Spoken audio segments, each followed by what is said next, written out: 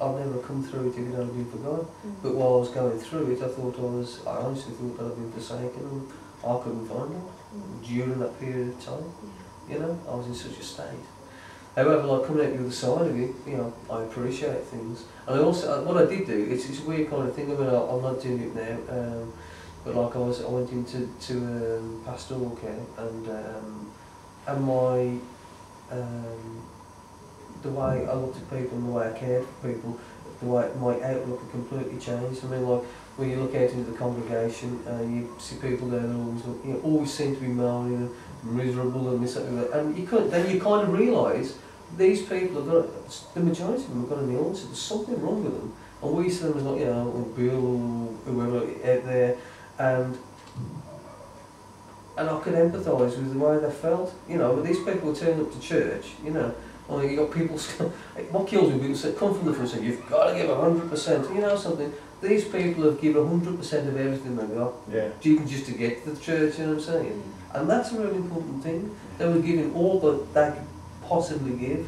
Absolutely. You know, and yet, you know, it's easy to just point things and say, "Oh, look at that miserable get." You know what I mean? And it's not. It shouldn't be that way. It's just that these people are dealing with other stuff that you're not. Yeah. You know. Absolutely. So it changes your outlook. Yeah. You know? And, you know, while we're on the subject of your faith and everything, you know, I mean, one thing we come across when we're going out to sort of pubs and clubs and, you know, and spreading the gospel there, as a rock band, we often find, you know, we come across some conflict. I mean, particularly from other Christians. I don't know if you've experienced this yourself. How do you see the you know, in your life, the link between metal music, if you like, which is your main interest, and your faith? How do you, are you able to link that together?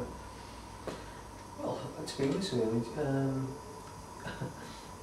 I think really, again, you know, I mean, it could be country music, it could be flipping classical music, it could be anything, you know. I mean, like, to be honest with you, like, I mean, I just love rock music, you know, it's what I've always done, it's what I enjoy doing, and it's what people kind of associate me with generally. I think that, to be honest with you, whatever type of music you do, I think you've got to be just true to yourself, you know what I mean? It's got to be real, as long as you tend to, you know, I just think it needs to be, you know, honest. Yeah. You know what I mean? You just got to be true to yourself, really. I can't really say, I can't add rules to that, really. Yeah, yeah. You know. No, that's great. Yeah. That's brilliant.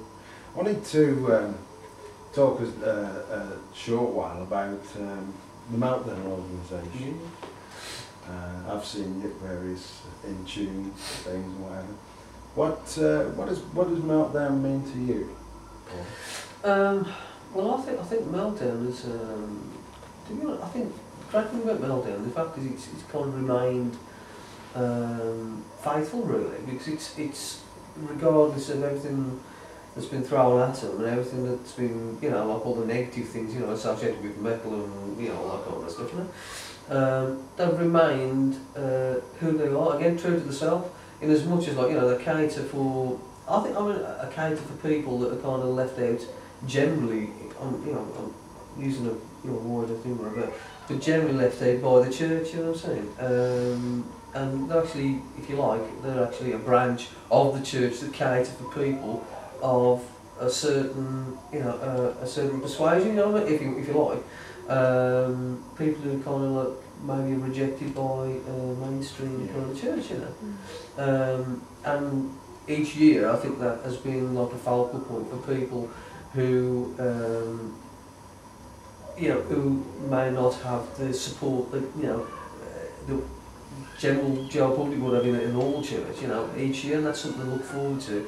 And when they bring people to minister to them, these people come away like with something that they haven't had through the rest of the year. It's been a lifeline to them, if you like. Absolutely. You know, and I think the people involved who kept it running, like, you know, they could do with your prayers and your support and everything else, because like it's not an easy thing to do, you know. I mean, you're always in the face of conflict, and there's always some plonker trying to put you down, you know. Sure. You know?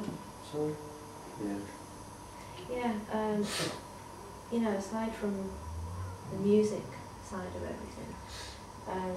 Just ask you more about your faith and things that inspire you and kind of, you know, pull you through the crappy times and the, you know, the hard times. What really inspires you and keeps your faith strong? Oh, well, to be honest with you, I think it's different things at different times. I really do. I think, I know it's going to sound a crazy kind of thing, but you know, I think this is some of my kind of best friends really are people I actually met through music, and Christians, and they all do different things, and I think, to be honest with you, I think that there's a different form of friendship with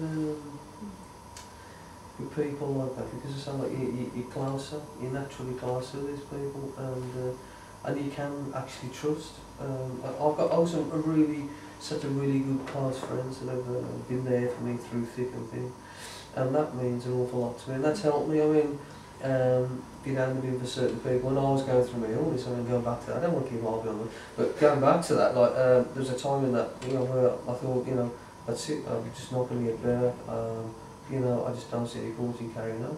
And there's a phone call from a friend that, you know, that kept me in, you know? Yeah. I mean, that's just the way it is. Yeah. There's been, you see, I mean, I've had a lot of things hit me through the years. And when you're in frontline ministry, people don't realise that, you know, you're pale from pillar to pillar. You really are. I mean, you take the faint-hearted, you know, people want to get up there and do it, you know, you're going to get your head kicked. That's right. I'll tell you straight. Yeah. You know, you've got to be prepared to have that. And I've had my head kicked for flipping best part of 20 years. You know, and don't get me wrong, I've made some humdinger mistakes and I've really balls up big time, I'll tell you straight. But I'll tell you, you know what, you know, God has been faithful through it. I haven't.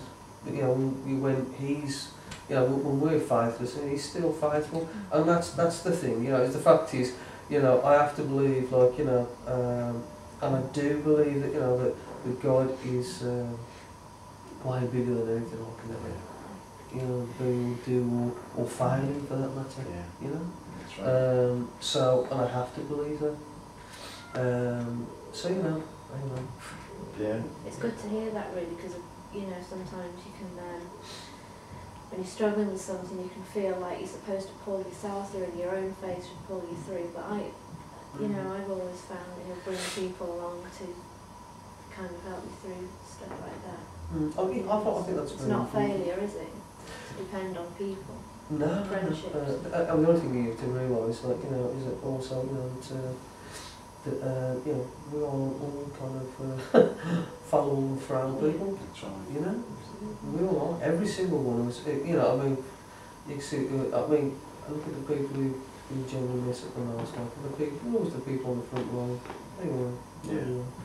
You know, it's remember, like, you know, and always the people who get shot at first. Yeah. I think one thing we've found since our association with Meltdown and going along to the in-tune conferences and things like that, is what we've discovered is that the people are real people. Yeah. And it's quite a breath of fresh air to have that over against sometimes when we'll visit a church or whatever, we'll find people that aren't quite as real. I mean, you found the same thing? Maybe. We'll move on. Move on from that. Okay. Move on with that one. Yeah. That's all. Yeah, can I just ask you on the, you know, on the practical side of stuff, because Ian mentioned you were producing Back Pocket Prophets album, and I've heard others you've done. I just wanted to ask you a bit more about, you know, that side of stuff, recording, producing. Yeah, well, that's been a big part of my life now for many years, just because of the work I've done with other people. Yeah, I've worked co-producing the stuff with Al Atkins and the A&D stuff and China stuff and all that stuff before, so that was kind of good stuff to move into, you know, the ministry thing. And I just had a vision of recording bands and just helping them get the best product they can out to protective for the people. Yeah. As you said, I'm currently working with Back Pocket Profit, a nice bunch of lads, and that's going really well. I mean, I've worked with, I don't know how many bands I've produced now, but there's quite a few, Yeah. all different types of stuff, I mean, not just metal, but all types of stuff. You tell me about Temple Dogs and what's Yeah, well, I produced that album too. Now, Temple Dogs is kind of a rock and roll album, really, back to kind of basic kind of rock and roll, kind of post-punk kind of thing. No super guitar hero stuff, it's just kind of riffs and songs, and that's coming out soon. That's actually, the album's actually, we've re-recorded it I don't know how many times, but it's actually coming out this year now, and we've added in extra tracks to it and taken some tracks off, as you do. And Dave Rowley, my friend, he's actually doing vocals. From Crucifix? Yeah. He's done vocals for that, yeah, it's going to be called For You now. Originally it was called, what was it called? It was originally called Serpent's Kiss, which then transpired to become the A&D album there. Right. So that's called Serpent's Kiss. Right. So then the Temple Dogs album is called For You now. So again, I'm producing that one at the moment, I'm writing that as well, the A&D one. But Temple Dogs, yes, it's a great little outfit, crops up every now and again. Yeah.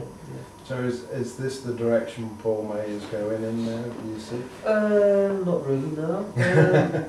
To be honest with you, I'm just, at the minute, I've got things in a few pies. I'm doing a blues album, Paul May's Electric Blues album, and it's, I'm doing that at the moment, and I've got, I'm actually doing a worship album at the moment with different people, not myself singing, other people doing it, songs that I've wrote, and these are really good singers, people, really good worship leaders as well, Yeah. really good. So I'm doing that, so it's a totally different ball game. I've got some solo stuff which is more acoustic stuff, and I sing that kind of game. Yes. I'm releasing a solo album, so I've done, before I used to do solo albums, I used to give them away basically, I've recorded them, I used to give them away. And I think originally, in fact the first one I ever gave away was actually at the Meltdown thing, back in 1995 I believe. And I had enough money to, I produced it, wrote it, and I had enough for about 120 cassettes. And now, this many years on, I think there's about 90,000 CDs out. So that's quite cool. Yeah. Just from that thing, Yeah. And then that's gone on to, I did another 2 albums, solo albums, which are basically, I made them copyright free and gave them away. And but what I'm doing now, I'm actually putting one out, a solo album with some of the best tracks from the 3. I'm going to get it all, do a proper job, and have that one out. That's coming out as well, along with the A&D thing and the Atkins and May thing. So there's a few things happening this year, and obviously I'm just getting my life together on a personal level as well. Sure. After being laid off again for another couple of years. So yeah, I'm trying to get myself back together. Right. And is there a website or anything people can... Yeah, sure, you can check it out. It's paulmaymusic.com or paulmay.biz, or there's a few more out there. Just Go to Google Google. Paul May. Yeah, just Google, Fantastic, that's great. Well, we look forward to seeing you at Greenbelt. Yeah, I'm looking forward to that, and that should be real fun. Good man. Looking forward to hearing a lot of your work. It's that's happening, your projects that you've got. Yeah. Absolutely Good stuff. fantastic. So, there we go. That's Paul May. So here, Lisa and Ian Jervis signing out for Detonation magazine.